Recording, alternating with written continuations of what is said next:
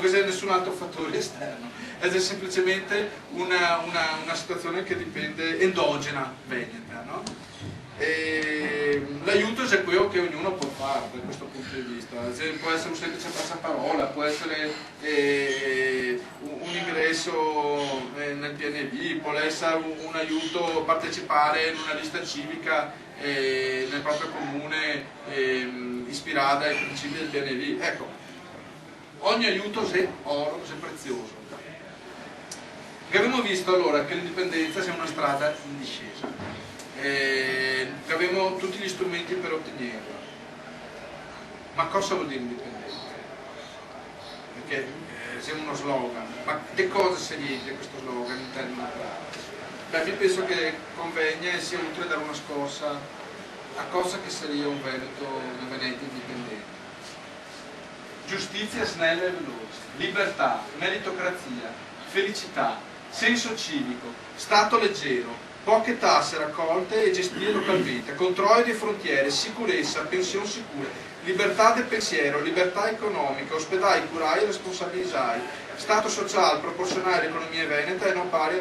all'assistenzialismo italiano, aumento dei commerci, rinascimento culturale, poche leggi essenziali e certe, rappresentanti veneti nel mondo, banche controllate, salari più alti, scuole più sane e efficienti, informazione libera e garantia, sana e etica gestione dello Stato, un futuro di speranza per i giovani, un ambiente tutelato e valorizzato, nessun potere ai partiti e ai sindacati corrotti, capacità e velocità di decisione, riscoprire la propria storia millenaria, una dimensione di Stato perfetta per la globalizzazione, a tutela della pace, una politica energetica ecosostenibile e il risparmio energetico e una nuova classe dirigente veneta. Ecco. Io qua alzo la parola ai Tosi di Verona, ma vi domando veramente col cuore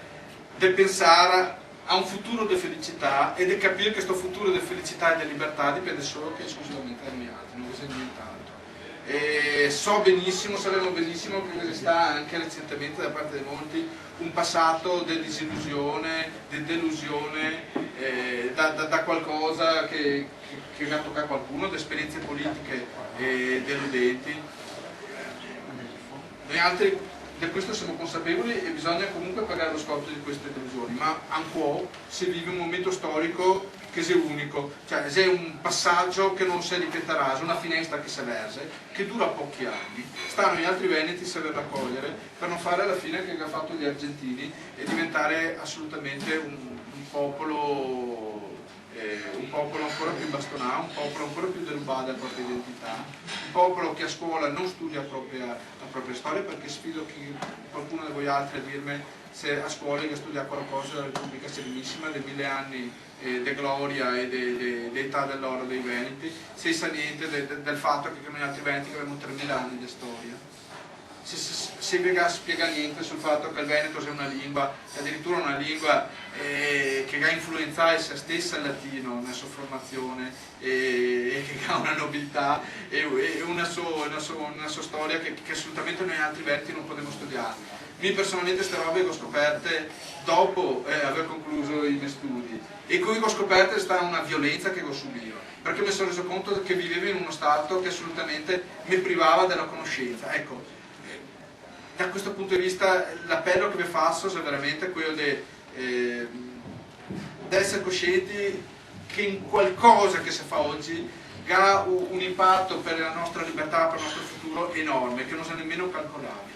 e che bisogna farlo oggi perché domani potrebbe essere troppo tardi e questa finestra potrebbe chiudersi. Grazie.